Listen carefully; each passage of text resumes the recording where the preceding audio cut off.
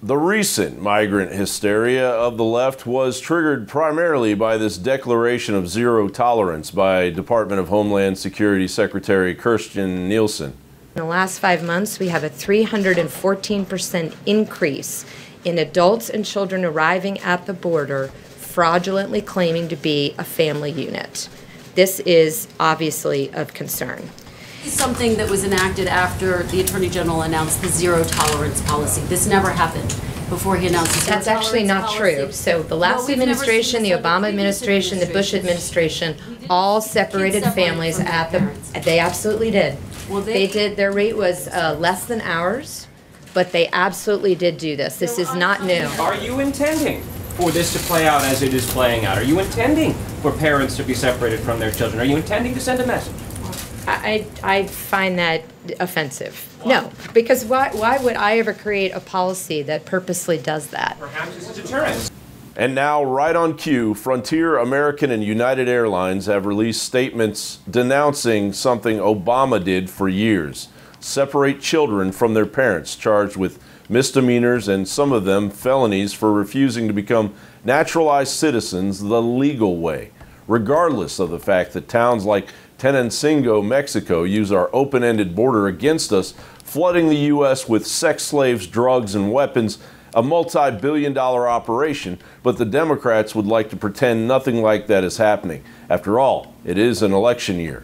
I led an unannounced inspection of an ICE detention center to witness firsthand the Trump administration's heartless, cruel, and dangerous family separation policy. Here we are bringing our concerns to the steps of the Capitol once again.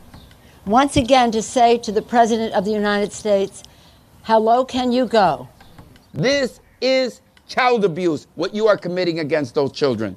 Those children should be with their moms and their dads. The United States of America is not and must never be about locking up little children in cages on the southern border. I'm going to be signing an executive order in a little while before I go to Minnesota.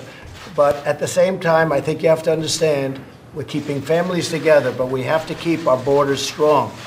We will be overrun with crime and with people that should not be in our country. Of course, this is how they talk when it's not an election year. And make everybody in America poor. Then you're doing away with the concept of a nation state. What we would love is an open border policy. Bring in all kinds of people who work for $2 or $3 an hour. That would be great for them. I don't believe in that. We must create a system that converts the current flow of primarily low-skilled illegal immigrants into the United States into a more manageable and controlled flow of legal immigrants who can be absorbed by our economy. All Americans, not only in the states most heavily affected, but in every place in this country, are rightly disturbed by the large numbers of illegal aliens entering our country. The jobs they hold might otherwise be held by citizens or legal immigrants. The public service they use impose burdens on our taxpayers. That's why our administration has moved aggressively to secure our borders more, by hiring a record number of new border guards, by deporting twice as many criminal aliens as ever before. Very briefly on immigration, there isn't any sensible approach except to do what we need to do simultaneously, secure our borders with technology, personnel, physical barriers if necessary in some places, and we need to have tougher employer sanctions, and then give them some earned right to legalization that will enable them to continue to work. If they've committed transgressions of whatever kind, they should be obviously deported. I think the numbers have escalated tremendously. You see a lot of illegal smuggling. I'm told by the State Department that there are anywhere from 40 to 75 ships, either in the construction or on the high seas, bringing people illegally into this country. I think what you see, and you see it in Europe, you see it in Asia, and you're seeing it in this country, is a phenomenon of people who are moving, who are looking for opportunity. So it's worldwide. When you come to these two borders, you have to remember a couple of things. In Mexico, there is no welfare, there is no AFDC, there is no SSI, there is no Medicaid, there is no Social Security, there is no Medicare. and there's a 58-cent an hour minimum wage. Mexico does nothing to enforce its border. Any way you slice it, these issues have to be dealt with.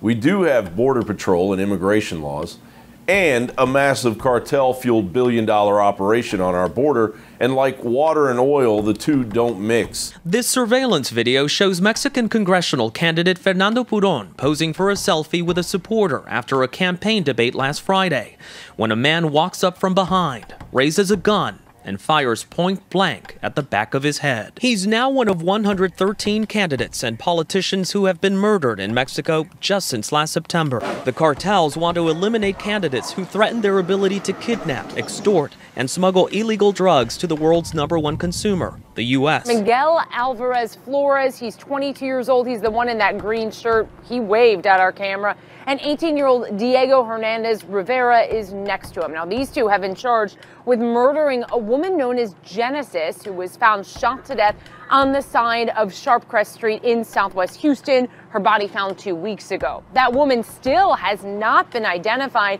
but we've been showing pictures of her rings. Police still trying to find out who she is.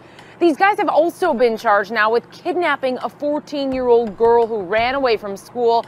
And investigators say they held her hostage for more than 2 weeks and assaulted her. The only real solution appears to be the U.S. and Canada somehow eventually aiding in the monumental task of turning the tide on the third world Central and South American culture of corruption and murder.